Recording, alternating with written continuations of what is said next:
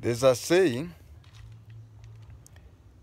that there are so many people in prison who are not supposed to be in prison. And there are so many people out here who are supposed to be in prison. Today, I'm going to talk about 3 people who are in prison, but they are not supposed to be in prison. The first one, I'll call him a baby. Although somebody who was born in 1982 is no longer a baby. The second one is a lady. And the third one, the first one is I can call him a baby. The second one is a lady. And the third one is a gentleman. These 3 people are in jail wrongly. Let's start with what I call a baby. He was born in 1982, and during the Rift Valley tribal clashes in 1990, he was 8 years old. And we used to get intelligence. That Kamau wa Ng'ania has a gun. Motikaugate drauga uhoro wanyu. No mwaka juge uhoro wa modo. Tigo. So it is said that Kamau had a gun, a pistol. And everybody would ask, let's say you approach, A comes to the police station, tells you that Kamau has a gun. And how did you know it? I was told by B. Then you organize and go and get B. Ask him. B tells you, yes, Kamau has a gun. And how do you know it? I was told by C. You go to C. C says, yes, Kamau has a gun. I was told by D. So you reach RST. When you reach Thomas, that is T, you find you cannot arrest Kamau.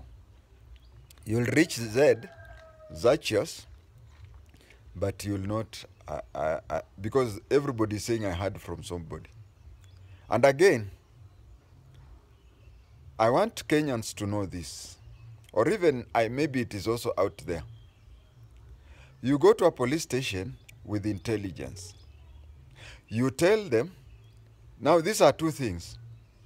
And I would encourage you when you go to the police station, tell them as much as you know. Don't be suspicious of something and say, hey, unataka nilambe mchanga nishike kidole kwa mchanga nilambe alafu nionyeshe kidole juu. I'm very sure. Don't do that. Okay, if you are sure, say you are sure. So the first instance that police officers do have, somebody comes, the informer is not sure. So it is good to tell the police you are not sure, so that the police do further investigations. But then you suspect something and you want to lamba your kidole and point it up. So first thing, if you want to be a good informer, tell to the extent that you have. If it is suspicious, level of your knowledge. 2, which is equally important. Many people, over 90% of informers, do not want their names to be known. I do not want the story to be connected to them. So here is the extreme case where somebody is suspicious and he does not want his identity to be known. This is a very good thing. It is just as equally important as that one. There is no intelligence tip to the police that is more important than the other. All of them are important, are equally important. Now, what you do, when you are giving out a tip, kindly give the police officer the real picture of yourself. 1, I don't want to be known. I don't want to be associated with the story. 2, I have scanty information. With this, you have handed over the problem to the police officer. He will look for evidence, he will look for whatever. But the worst of it is you have come to the police station, given scanty information, you don't want to be known, and you want the next 5 minutes the person to be the cells. You know, when you say that, the police will now take time because they have only one shot. They approach that person, Mr. Kamau, and say, maybe that day he has taken the gun out, or they don't do a thorough search, they don't get him, and he stays warned. He knows that now the police know that I have a gun. So let the police take their time so that the time they make a raid, it is just one raid, and they get him. So we had this information, but there was no way we could act. Then one day, Mr. and Mrs. Kamau, not real names, Mutikawe Modoyo Araugata, Mr. and Mrs. Kamau had 2 children.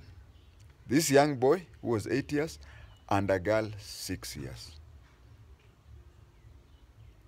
So one day, the boy, the son to Mr. Kamau, took out the pistol, pointed at his sister, and said, "Can you surrender? Beba mikono juu." The sister hesitated, and the boy, the 8-year boy, pulled the trigger and shot and killed his 6-year sister. Now the police came in. After investigation, it was found that that was the picture. So the boy, 8 years old, goes to court. He has committed a crime. The father goes to jail for illegal possession of firearm. Now the mother, Mrs. Kamau, remains. She has lost her daughter. She has, you know, in a house where there were 4, now she's alone. Daughter is buried. The son is taken to court. The husband is jailed, although short term. Now the boy was taken to a court, and you see he was under 18. He was 8 years old. So he's taken to a children's court and is found guilty of manslaughter. He's found guilty of manslaughter. Sentence,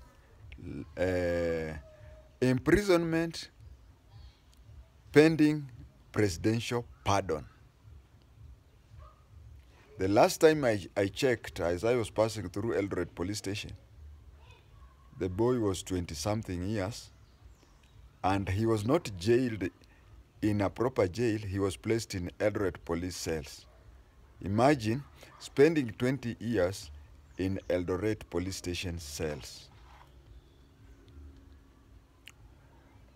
Now, that is the case of a young man, a baby. But somebody who was born in 1982 is now 42 years. But I'm sure, knowing Kenya the way things are going, I'm sure he must have been released somewhere there to decongest prisons. The second one is a case of a lady. She is in Langata as we speak for murder. She's a widow. She has been charged with murdering her husband. This is what happened. The husband used to take a lot of alcohol, and whenever he would come home, he would beat up his wife regularly.